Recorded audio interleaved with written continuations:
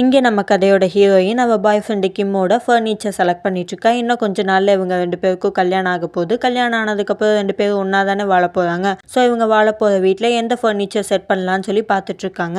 கிம் rest ரூமுக்கு போயிடுறான். அந்த டைமில் ஹீரோயின் கிம்மோட ஃபோன் எடுத்து அவளோட ஃபோட்டோவை வால்பேப்பராக செட் பண்ணிட்டு இருக்கா. அப்படியே சும்மா கால் ஹிஸ்ட்ரியை பார்க்கும்போது அதில் ஒரு நம்பர்லேருந்து கிம்முக்கு அடிக்கடி கால் வந்திருக்கு, மெசேஜுமே வந்திருக்கு, ஹனின்னு சொல்லி பக்கத்துலேயே ஹார்ட்டின் சிம்பிளோட. அதை பார்த்தோன்னே ஹீரோயினுக்கு சந்தேகம் வர ஆரம்பிச்சிடுது. கிம் வந்தோடனே நான் வீட்டுக்கு கிளம்புறேன்னு சொல்லி ஹீரோயின் வெளியே வந்துட்டு இந்த ஆம்பளைங்களை நம்பவே கூடாதுன்னு சொல்லி யோசிச்சுட்டு இருக்கா. ஹீரோயின் இப்படி யோசிக்கிறதுக்கான காரணத்தையும் ஹீரோயினே வாய்ஸ் ஓவர்ல சொல்றா. என்னோட ஃபர்ஸ்ட் பாய் ஃப்ரெண்ட் 18 வயசு இருக்கப்போ அவனை லவ் பண்ணேன். அவன் தான் என்னோட ஃபர்ஸ்ட் லவ்னு நினைச்சேன். ஆனா மேட்டர் முடிஞ்சதுக்கு அப்புறம் என்னை விட்டுட்டு போயிட்டான். அதுக்கப்புறம் செகண்ட் பாய் ஃப்ரெண்ட் காலேஜ் படிக்கும்போது லவ் பண்ணேன். 2 வருஷம் ஆர்மிக்கு போனான். அங்கே வேற ஒரு பொண்ணை கரெக்ட் பண்ணிட்டு என்னைய கழட்டி விட்டான். அடுத்து தேர்ட் பாய் ஃப்ரெண்ட் என் காலேஜ் ப்ரொஃபஸர். நல்லா தான் போயிட்டு இருந்தது. ஆனால் அவனுக்கு கல்யாணம் ஆன விஷயத்த என்கிட்ட இருந்து மறைச்சிட்டான். அவனோட ஒய்ஃப் வந்து என் முடியை பிடிச்சி இழுத்து சண்டை போட்டதில் என் முடி கொட்டி எனக்கு லைட்டாக சொட்டையே விழுந்துச்சு. ஃபோர்த்து பாய் ஃப்ரெண்ட் என்னை விட சின்ன பையன், நல்ல பையன் தான், ஆனால் ரொம்ப இரஸ்பான்சிபிளாக இருந்தான். ஃபிஃப்த்து பாய் ஃப்ரெண்ட் ஆர்டிஸ்ட். கொஞ்சம் ஃபேமஸ் ஆனோடனே என் கால்ஸ் எல்லாம் இக்னோர் பண்ண ஆரம்பிச்சிட்டான்.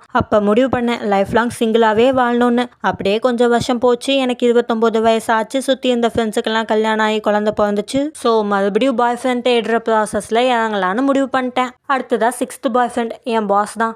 கல்யாணம் பண்ணிக்கலாமான்னு கேட்கும்போது எனக்கு ஆல்ரெடி என்கேஜ்மெண்ட் ஆயிடுச்சுன்னா, ஸோ அதுவும் பிரேக்கப்பில் போய் முடிஞ்சிருக்கும். ஹீரோயின் அவன் மேலே இருந்த கோவத்தில் உன் வேலையும் வேணாம் ஒன்றும் வேணாம் போடான்னு சொல்லி அவனை திட்டி விட்டு வந்திருப்பா. ஹீரோயின் சோகத்தில் குடிச்சிட்டு இருந்திருப்பா. அப்போ தான் கிம்மை மீட் பண்ணியிருப்பா. 2 பேரும் ஒரே டாக்ஸியில் ட்ராவல் பண்ணியிருப்பாங்க. கிம்முக்கு ஹீரோயினை பார்த்த உடனே பிடிச்சிருந்திருக்கும். 2 பேரும் பேசி பழகி லவ் பண்ண ஸ்டார்ட் பண்ணியிருப்பாங்க.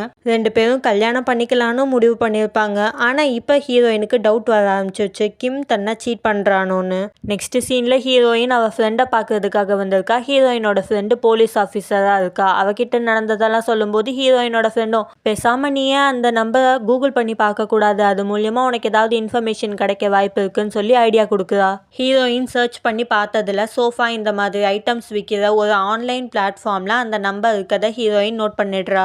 ஹீரோயினோட ஃப்ரெண்டு ஸ்கூல் பசங்களுக்கு யாராவது தன்னை அட்டாக் பண்ண வந்தா எப்படி தன்னை தற்காத்துக்கணும்னு சொல்லி கொடுத்துட்டு இருக்கா. அந்த பசங்க யாருமே கவனிக்கவே இல்லை, விட்டா போதும்னு உட்காந்துட்டு இருக்காங்க. அந்த டைம்ல ஹீரோயின் வந்து ஃப்ரெண்டை கூப்பிட ஃப்ரெண்டு கண்டுக்காம பின்னாடியில இருந்து அட்டாக் பண்ணா என்ன பண்ணணும்னு சொல்லிட்டு இருக்கா. ஃபர்ஸ்ட் நம்ம காலை வச்சு அவங்க காலை பலமா மிதிக்கணும். செகண்ட் நம்ம தலையை வச்சு அவங்க தலையை இடிக்கணும். அவங்க டிஸ்ட்ராக்ட் ஆகுது அந்த செகண்ட்ல நம்ம கையை ஓங்கி அவங்க வயிற்றுலே குத்தணும். இப்படி ஹீரோயினோட ஃப்ரெண்டு கிளாஸ் எடுத்து முடிக்க ஹீரோயினும் ஃப்ரெண்டு உட்காந்து பேசிட்டு இருக்காங்க. அப்ப ஹீரோயின் அவ கண்டுபிடிச்ச இன்னொரு விஷயத்தை பத்தி சொல்றா.